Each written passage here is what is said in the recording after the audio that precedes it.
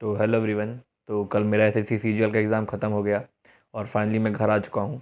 मेरे वीडियो थोड़ा लेट इसलिए आ रही क्योंकि मैं नहीं चाह रहा था कि इस पूरे जर्नी में बहुत हौच पौच हो गया था, तो मैं आराम से एक वीडियो बनाना चाहता था इस पे। तो जैसा कि आप सबको पता है और जितने बच्चों ने एग्ज़ाम दिया होगा वो लोग जानते होंगे क्या हाल रहा है इस बार से सीजीएल मेंस के एग्ज़ाम में। तो मैं अपना एक्सपीरियंस बताऊँ तो मेरे साथ तो देखिए, मेरा फर्स्ट टाइम एक्सपीरियंस था, पहली बार सीजीएल मेंस दे रहा था, मेरा पहला अटेम्प्ट भी है ये सीजीएल मेंस का। तो बात करें पेपर का, तो पेपर तो देखा जाए तो ओवरऑल मॉडरेट था। बहुत इजी नहीं कहेंगे ना, बहुत टफ कहेंगे इसको, तो पेपर तो मॉडरेट था। तो जहाँ मेरा सेंटर गया, सब टाइपिंग बात करें, टाइपिंग में तो मेरे ख्याल से किसी बच्चे को कोई दिक्कत नहीं आई होगी, क्योंकि 2000 की डिप्रेशन लिखने थे और जो पैसेज था बहुत ईजी था, तो सब बच्चे उसे कर लिए होंगे। मैंने भी पर्सनली बहुत ईजिली उसको कर लिया था लगभग 12 मिनट में। जो बच्चा उस स्पीड उसकी नहीं होगी ज़्यादा, तब भी वो अगर आराम से किया होगा तब भी वो उसको ईज़िली कर लिया होगा टाइम के अंदर, 15 मिनट के अंदर, काफ़ी टाइम था। अब बात करते हैं हम लोग आगे कि पेपर कैसा गया। तो देखिए, अगले दिन मेरा पेपर था और जब मैं सेंटर पहुंचता हूँ, जब एग्ज़ाम चालू होता है, तो सबसे पहले बात करते हैं मैथ और रीजनिंग की, कि मैथ और रीजनिंग क्या हाल रहा।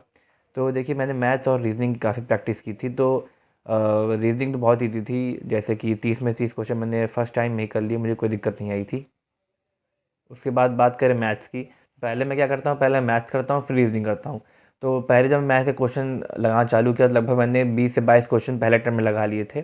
उसके बाद जो कुछ क्वेश्चन बचे मैं उसको स्किप करके पहले रीजनिंग चला गया, उसके बाद रीजनिंग चला गया। रीजनिंग में मैंने एक गो में ही लगभग सारे क्वेश्चन कर लिए थे, शायद एक क्वेश्चन में मैट्रिक्स में मैं छोड़ दिया था जो मैं बाद में आके किया था। तो मैथ्स में वापस गया मैं, तो मेरे पास ज़्यादा टाइम नहीं, मेरे पास 15 मिनट बचा था और मेरे 8 क्वेश्चन थे और मैंने कुछ क्वेश्चन रिव्यू के लिए छोड़े थे। मैं सारे क्वेश्चन किया तो लगभग मेरे ओवरऑल उस 1 घंटे में मैंने मैथ्स के सिर्फ 4 क्वेश्चन छोड़े हैं, और वो भी ईज़ी क्वेश्चन थे, वो मेरे छूट गए क्योंकि हो सकता है पैनिक कर गया था उस समय, नहीं कर पाया। एक क्वेश्चन जो था साइन और कॉस वाला जो ट्रिग्नोमेट्री का, वो मेरा छूट गया। और एक क्वेश्चन था जो स्फीयर को अगर आप 3 पार्ट्स में कट करते हैं, वो क्वेश्चन मेरा छूट गया। ऐसे 2 क्वेश्चन और थे जो मैंने छोड़ दिए। तो मैथ्स ठीक है, अगर मैं 2 क्वेश्चन और कर पाता तो मैं ज़्यादा सेटिस्फाई होता, बट ठीक है, 56 इज़ अ गुड अटेम्प्ट। उसके बाद बात करते हैं इंग्लिश और जीएस की। जैसे इंग्लिश को मैं कहना चाहूँगा कि ये परफेक्ट एक पेपर होता है जो आप एक्सपेक्ट कर सकते हैं आपके मेंस एग्ज़ाम में, क्योंकि इंग्लिश हर जगह से हर टॉपिक कवर किया गया था इंग्लिश में, और जो क्वेश्चन के जो लेवल थे वो भी काफ़ी अच्छे लेवल के थे। तो जो पहले से बहुत सारे मॉक्स दिया होगा या फिर जो ऑली बोर्ड पे उनके पेड मॉक्स दे रहा होगा, वो जानता होगा इस बात का कि सेम ऐसा पेपर उनके ऑली बोर्ड के जो पेड मॉक्स थे उसमें आ रहे थे। तो उन बच्चों को ज़्यादा दिक्कत नहीं हुई होगी, मैंने भी काफ़ी मॉक्स लगाए थे, तो मुझे भी ज़्यादा दिक्कत नहीं हुई।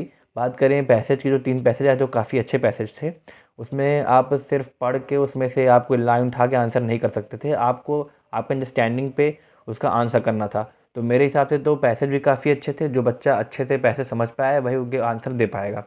तो मैं इंग्लिश की बात करें तो मैंने कुछ क्वेश्चन मार्क किए थे इंग्लिश में, जो बाद में आके मैंने सारे इंग्लिश कर लिए, तो इंग्लिश में लगभग 45 में से 45 मैंने किए हैं। अब बात करें जीएस जीके की, तो सबसे ज़्यादा डर मुझे जीएस जीके में ही लग रहा था, क्योंकि मेरी पहले थोड़ा जीके जीएस से कमज़ोर रही है, मेरे टीयर 1 में भी काफ़ी कम नंबर आए थे जीएस जीके में। लेकिन ये पिछले 2 महीने मैंने सिर्फ जीएस और जीके पे फोकस किया है, मैंने सारा पॉलिटी, इकोनॉमिक्स, हिस्ट्री मैं सब कवर किया अच्छे से। तो इसमें मुझे कई क्वेश्चन मेरे फंस रहे थे, तो मुझे काफ़ी कॉन्फिडेंस आया उससे। तो मैंने जीएस जीके में भी लगभग 18 क्वेश्चन शायद मारे हैं, मैं श्योर नहीं हूँ, लेकिन शायद मैंने 17 टू 18 क्वेश्चन अटेम्प्ट किए हैं जीएस जीके में। और साथ ही परमार सर ने जो करंट अफेयर्स दी थी उसको मैं आखिरी बार दे के गया था, जिसकी वजह से मेरे जो क्वेश्चन आए थे करंट अफेयर्स के, वो भी 1-2 क्वेश्चन मैंने बना लिए थे। तो ओवरऑल बात करें तो मैं इंग्लिश और जीएस जीके भी मेरा सही गया है। मैंने टोटल 65 क्वेश्चन शायद अटेम्प्ट किए हैं, मैं श्योर नहीं हूँ, पर 65 से कम ही है, पर उसके आसपास ही हैं। तो 56 मैंने उधर अटेम्प्ट किए हैं और 65 मैंने इधर अटेम्प्ट किए हैं।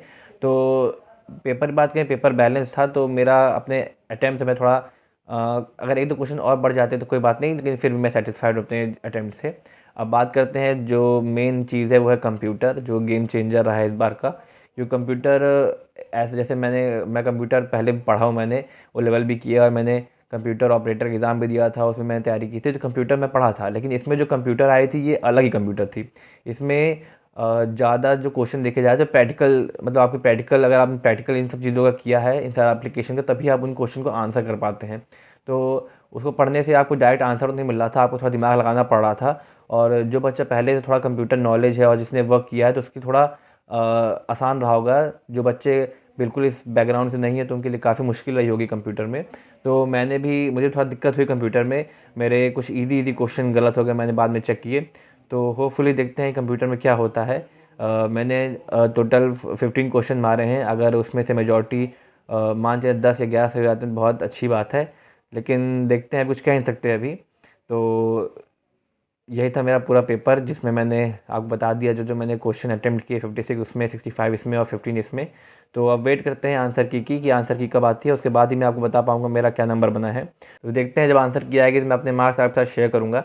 तब तक के लिए आप लोग पढ़ाई करते रहिए। आप कुछ दिन का ब्रेक ले लीजिए, लेकिन उसके बाद आप वापस कंटिन्यू करिए, क्योंकि CHSL का भी मेंस आने वाला है, और जो लोग यूपी से हैं तो UPSI का भी पेपर आने वाला है। आप लोग भी जुड़े रहें मुझसे, मैं भी UPSI का पेपर दूंगा। तो आगे जर्नी में था जुड़े, थैंक यू।